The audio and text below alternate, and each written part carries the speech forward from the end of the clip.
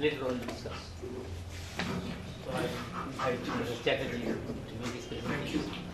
Thank you to the respected Swamijis and to the Ramakrishna Mission Center for this opportunity to participate in this very important occasion.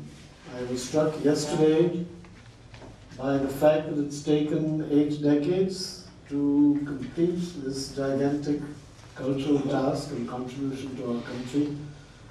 It began the year before I was born. So, but this has been, I suppose, my own lifetime is reflected in this enormous task which the mission has undertaken. I've also been struck by the reminders. In fact, perhaps it is rather interesting and fortunate for me to be following this presentation on the Harappan and Mohenjo-daro civilization, because that is where the history of Indian craft begins. And of course, in our own background and culture, the semantics that came to us with the colonial powers didn't really exist. What is art, what is craft, what is fine art, what is folk art? These are all distinctions which have come later, and certainly for many of us who work in the so-called craft sector, they become increasingly meaningless and encompassed perhaps much more accurately by the concept of kala, which the late Ganapati Sthapati once explained to me in Mahabalipuram was the creation of anything which improved the quality of life and which was of a quality that one would be willing to offer it to the gods. So in that sense, the distinction between the artisan and the artist is perhaps irrelevant. It was also pointed out yesterday by Swami Subbarananda that Tagore once recalled that to know India, one should know Swami Vivekananda. And that his principle, the founding principle of Indian culture that he espoused, was unity in diversity, which we also heard yesterday. And today I was reminded of that in the wonderful presentation we had on Mughal painting, where Emperor Akbar himself embodied that understanding of unity and diversity, which is in fact the greatest story of Indian craft. There's no way that Indian craft can be separated into what belongs to one community or another community, or one faith or another faith. The craft stream brings it all together in a most wonderful way. And just to remind you of this, I'm not going to dwell on it, but 6 years of labor, not certainly as 8 decades of this, is resulted in this great volume which has come out of the institute that I had the privilege to serve, Handmade in India. And for the first time, the crafts of India put together in a way in which both the scholar and the lay person can understand what is our heritage and what is at stake now. Because the message of my talk today is that these crafts are in crisis and that there's no guarantee at all that they will outlast our generation. Let me go back a little bit to explain why. But there is a concept that I think is important. My own background as one who spent 25 years of his life at the National Institute of Design, I was listening to a lot of the interventions that came about Western culture and Indian culture. Design as a discipline came to us from the West. But design as an activity, no country has a longer tradition of design than India. And yet, in none of our languages do we have a word for design as it is today used for the profession that was brought to India by the National Institute of Design in Ahmedabad. I can say there's a bit of humor because at one time the Hindi Committee of Parliament sent me a stiff note to say that we must cease and desist immediately from calling this the Rashtriya Design Sansthan. We should use Rashtriya something else Sansthan. But what was that something else? After much debate, including our discussion with Ganapati Sthapati in Mahabalipuram, we produced letterheads which said Rashtriya Kala Sansthan, Ahmedabad. And we immediately got a rocket from the Ministry of Culture saying, we don't know what you chaps do there in Ahmedabad, but Kala you are not. And you will remove this immediately, which we did, and we are still Rashtriya Design Sansthan. So semantics can really trap us in many ways, and this word craft is a bit of a trap. And it has a great deal of, it comes with a lot of baggage, as does the word design. Design, interestingly, is a stream of Indian consciousness and Indian practice which does not find a place in the volumes or, in fact, in scholarship. That, I'm sure, will change in time, but that would take another occasion to talk about that.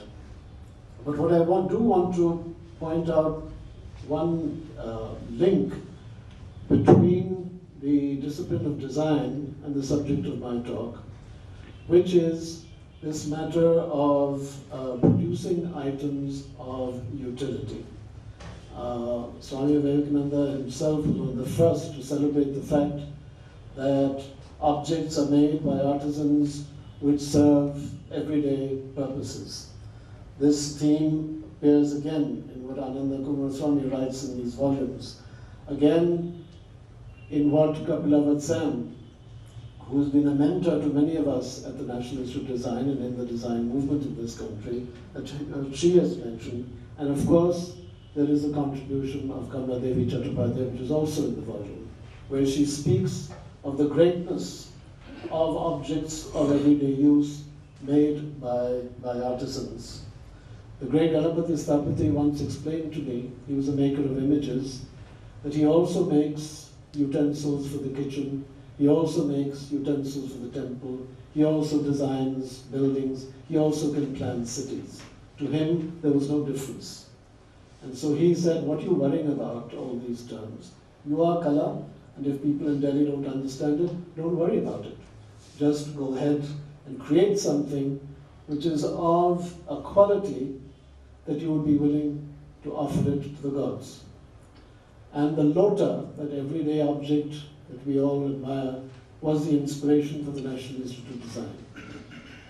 The lota, the great designer of the 20th century, Charles Eames, came to India in the late 50s at the request of the government of India to do what was called a report on small-scale industry. When the report was presented to the minister at that time, Manubhai Shah, the Minister of Commerce, what the minister got was an essay on the lota as the greatest example of industrial design that he had ever seen. And he explained why.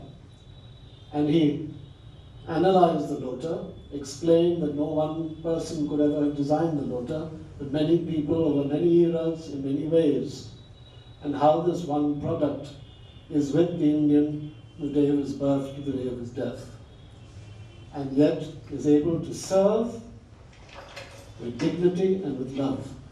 And this is the values that he gave to the Indian design profession, that it would create the lotas of the future which would serve India with the same dignity, service, and love that the lota had served its time. It's those values which are now under some rather severe attack. And the reason for this is sometimes a bit hard to understand.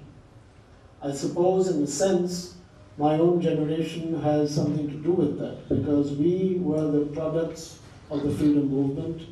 Gandhiji had put the crafts at the center of the freedom movement. I don't need to expand on that, you all know that.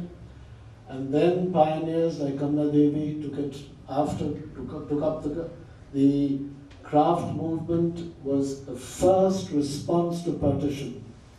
when women came from Punjab into Delhi, Ganga Devi and her band of volunteers immediately gave them cloth, needle and thread to start making pulkaris, to keep their minds occupied and to be able to produce something which would bring in a sense of income, a sense of hope, a sense of usefulness.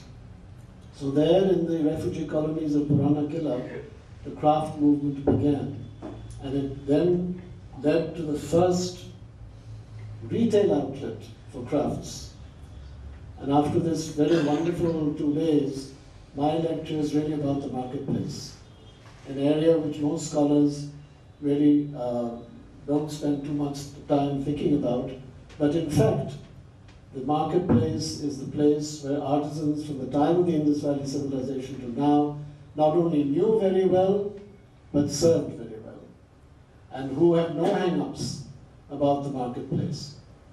Although many aesthetes and those connected with the fine arts consider any talk about the marketplace as somehow a selling out. But certainly that is not the Indian tradition. The great artists, many of whom are the great traditions that we have been exploring and are explored in the volumes, were all, many of them, dependent on a client-customer relationship. Whether that was kalamkaris going to Iran or other things from Gujarat, Patola going to Indonesia, globalization was not new to the Indian artisan. And the sense that globalization in some strange way makes the Indian craft industry superfluous and unnecessary is what is really troubling and frightening in the present situation. So my intervention here is to try and analyze as quickly as I can in the short time the crisis that we are now facing. We have this dichotomy of hand production being at the center of the freedom movement, India being the first country to introduce craft development into centralized planning with the first 5-year plan. We have 60 to 70 years of experience in craft, quote unquote, development. We are considered the world's leaders in understanding the importance of the centrality of crafts, not only to human consciousness, but to the economy and to the well-being of societies. And yet, we, the Crafts Council of India, my colleagues are here from the Crafts Council of India, the Crafts Council of West Bengal, less than a decade ago, we heard from the highest sources in New Delhi that Indian crafts was a sunset industry. This was the term that was used, sunset industry. This troubled us, it troubles us still, with the implications of what this means. Let it die, let it set, let the sun rise on a Singaporean India, where these embarrassing reminders of our past are quietly erased. But only 2 years ago, less than 2 years ago, the Government of India, Ministry of Textiles, the ministry which is supposed to look after the welfare of Indian artisans, including weavers, decided that a small motor should be attached to handlooms. This was done surreptitiously, and it was done before the elections. This was not a part of the 5-year plan that we are now in. No allocations were made for any such crazy scheme. Weavers brought it to our attention. One vigilant woman in the Planning Commission rang us up and said, I am rather ignorant about crafts, but my understanding is that if you attach a motor to a handloom, it is no longer a handloom, it's a power loom. Am I right? He said, yes indeed, Saidaji, you are right. What's going on? She says there's a proposal to attach motors to handlooms in order to serve starving weavers and to improve their productivity and therefore their earnings. In other words, at one stroke, destroying the greatest fabric that this world, that this globe has. Indian handlooms are acknowledged around the world as the greatest fabric that we still have. The handloom advantage is acknowledged around the world as India's greatest. During the years of the recession in Europe and the United States, the demand for Indian handcrafts, including handloom fabrics, went straight up. Maybe not at the rate they would have gone up had there not been a recession, but there was no decline whatsoever. Even then, the government of India decided to put motors onto handlooms. Fortunately, it's a long story, we were able to stop it. But the Andolan against this idiotic move is still ongoing. And what did it represent? It represented an attempt by the power loom lobby, which is now the largest sector in India's textile industry, to eliminate handlooms, to redefine handlooms so that they would get the benefits which are supposed to go to the weavers, who would then go to the motorized sector, and at one stroke destroy a heritage product. There are all kinds of issues like this in our craft sector, but the reasoning behind this is what we are still not able to understand. How is it possible that institutions set up by the late Kamaladevi Chattopadhyay, the late Bhupal Jayakar, the great other doyens of Indian craft, economists like Lakshmi Jain, those very institutions should have done this, and should have done this surreptitiously. But it indicates the mindset that crafts is a sunset industry. Get rid of it. We are going to be a modern global power. This Mickey Mouse stuff, this nonsense can go into museums. It has nothing to do with us. Simultaneously with this crisis came a slogan from the European Union. And that slogan is the title of my lecture. The future is handmade. That is not a slogan that came from India or from Gandhiji's followers. It's a slogan that came out of the European Union. What did they mean? We contacted our colleagues in Europe to say, this is a great idea, I wish we had said it, but what on earth do you mean? Is Europe going back to its craft past? Are you dispensing with the machine? Has climate change made you think hard? They said, not at all. The message we are trying to give is an economic and an industrial one. It is this, that Europe has lost its craft culture. It has lost the culture which brought hand, eye, and mind into harmony. If you lose that, you lose your creativity, the only source of creativity that you have. If you lose your creativity, you cannot be at the cutting edge of the competitive market of the 21st century. That is what we mean. We have to bring the craft culture back into Europe, because if we don't, we will have lost out to East Asia. Now that's an interesting observation, because Japan, for example, the biggest corporations of Japan all are committed to the craft sector. The city of Kanazawa, for example, which is a UNESCO recognized city of crafts, is sponsored by big industries who say that Kanazawa's culture of crafts has to be sustained, because if Japan loses that, we lose our markets. Honda has issued papers which trace their automotive products back to the handmade lunchbox sold at the railway stations of Japan.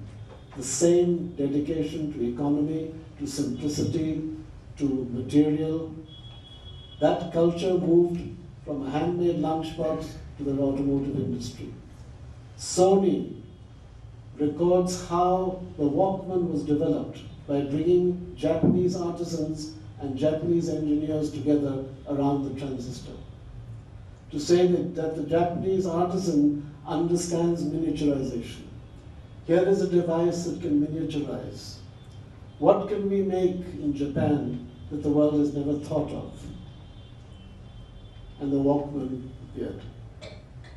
in all its many things. But we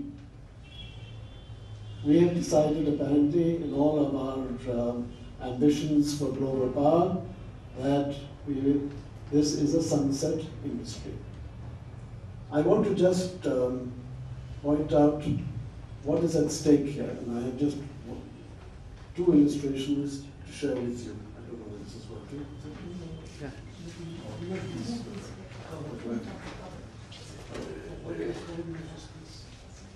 Here is an image of an artisan. This apparently is the sunset industry that needs to be dispensed with. But look carefully at what is happening there.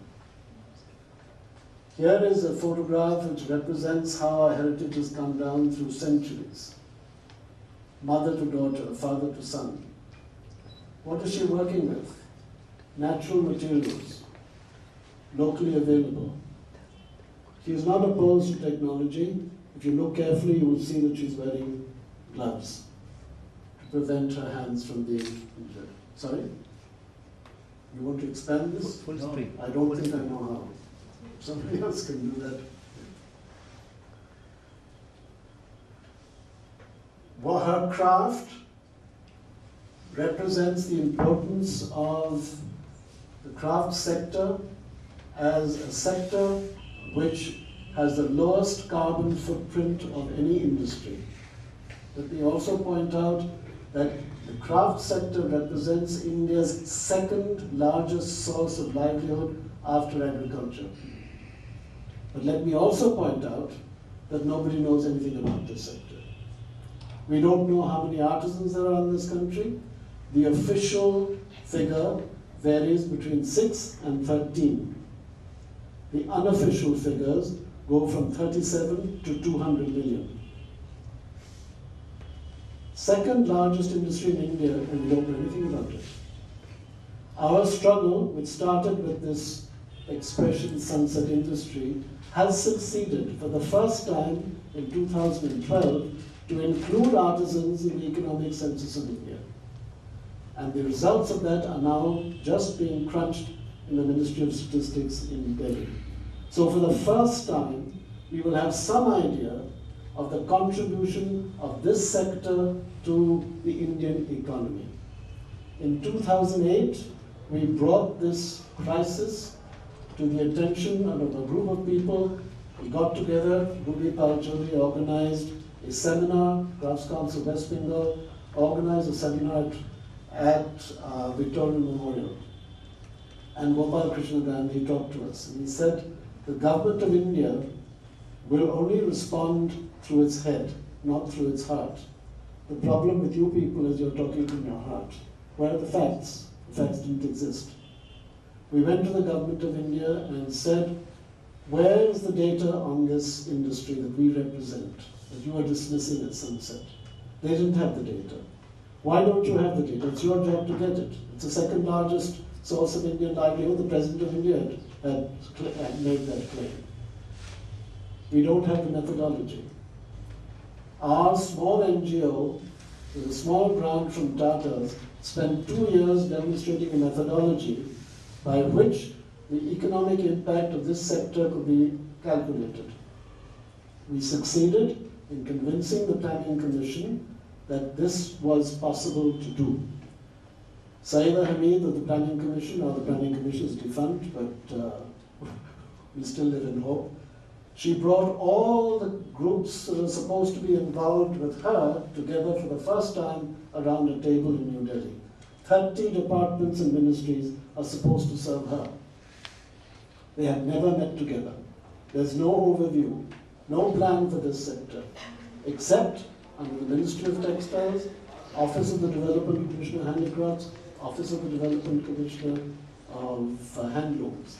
But the Office of the Development Commissioner of Handicrafts looks after a list of crafts which go back to the time of foreign exchange earning first 5-year plan. So vast amounts of crafts are left out. For example, charus are not there, chicks are not there. The incredible expression of crafts that takes place during Durga Puja and Kali Puja in Calcutta city It's the Times of India estimated 1 year, 3 or 4 years ago, be 200 crores worth of turnover within the municipal limits of Calcutta alone. None of that is in their list. Handlooms, khadi is not there. The people responsible for khadi are the Khadi Village Industries Commission, but that depends on how you interpret the word responsible. And we heard our Prime Minister mention the other day that everybody should buy khadi, but what did he say? Please buy a handkerchief for one piece. The world's greatest fabric, and you treat it as if it's a charity? Your shopping malls, people are throwing money around at luxury goods. This is the greatest luxury fabric of the world. Why should people have to buy it at a discount and dispense with it as a handkerchief? What it needs is a marketing strategy, because we are the only country that can provide this today. No other country has this source of artisan skills that we have. And the demand is limitless. So what we are really stuck with now is this syndrome of neglect on the one side, and on the other side, the sense that is coming from the West and from East Asia that crafts are not only essential for the cultural, and spiritual, and artistic reasons that we all know, but for our economic survival. No other industry that India has brings together the advantages that she represents of a low carbon footprint, of jobs at places where people live, not protecting them to some extent from the misery of migration. No, if you look at the map of India and you trace the Naxal corridor, Jammu Kashmir in the northeast, the most disturbed parts of India are the richest crafts areas. Does that tell us something about the importance of crafts as a social safety net? The economics, the environmental, the political, the social, the majority of our artisans come from communities who are at the margins of Indian society. Scheduled castes, scheduled tribes, minorities. At every communal disturbance, it is the weaver whose looms are smashed, whose tools are destroyed. So those whose lives and earnings are at stake are those whom every government claims are at the center of their concern. And yet, crafts is a sunset industry. Perhaps some of us in the craft sector, we very often feel that perhaps we are responsible for this situation. How do I get the other picture on here? I want to get another one on. I want to get onto this. You see, this is not the happy expression of your face. Yes, of course. It is lots of joy. That's exactly it. It's the joy that is the spiritual and cultural part of crafts. And this is the actual situation. You have here on the right, this is the inside cover of the report that we submitted to the Government of India. But what we wanted to put across was that it is all about hands and those who carry the wisdom of generations in their hands. And it is about the situation today, which is of agony and of distress, and of the inability of the artisan to be empowered to negotiate with the marketplace. Something that they have done for centuries under so-called situations where the advantages of modernity were not available to them, but they had this. That is the heritage of the Tagore, Gandhi heritage, Kamla Devi, all the others, and yet we are dismissing this sector, which brings together, as no other industry, every single development priority which the United Nations is now talking about, because in 2015 will come the Sustainable Development Goals. And this is our opportunity now. This is what I and my colleagues in the Crafts Council are now struggling to do, that we need to get across to the Government of India and now to this new government that what we are talking about is an Indian advantage which is like no other. We need to talk about the economics first, because if the economics is not understood, the environmental, the social, the cultural, the spiritual, those arguments, and then we never have a chance to make it. And this is the danger of my generation, perhaps, that during these years we took crafts for granted. We did not have economists on our team. We did not make the economic arguments strong enough. And therefore, we are stuck with this situation where our greatest advantage as a nation is misunderstood by the nation. We need to create a generation of buyers, of users, of lovers of craft. It begins with education, which is where the Ramakrishna Mission itself can come into this partnership. We have to create a sense of these values at the school. And then right up, the whole generation has to be retaught the way Gandhiji taught my generation and the generation before me, because his messages have been lost or garbled or misused. And in a sense, I came across the other day a quotation from Swami Vivekananda, where he says that we are responsible for what we are, and whatever we wish ourselves to be, we have the power to make of ourselves. Our hope is that somewhere along the line we will succeed. Time is short for us in the next few weeks and months to convince the government of India that this heritage is not to be taken lightly. And no other country anywhere in the world could put a volume like this together. And that this is only the beginning. It is an introduction to the crafts of India. It is by no means a full exploration. There is endless scholarship behind every page. It cries for that scholarship, and there's no funding. There's no funding is given for craft research in this country. Not one rupee.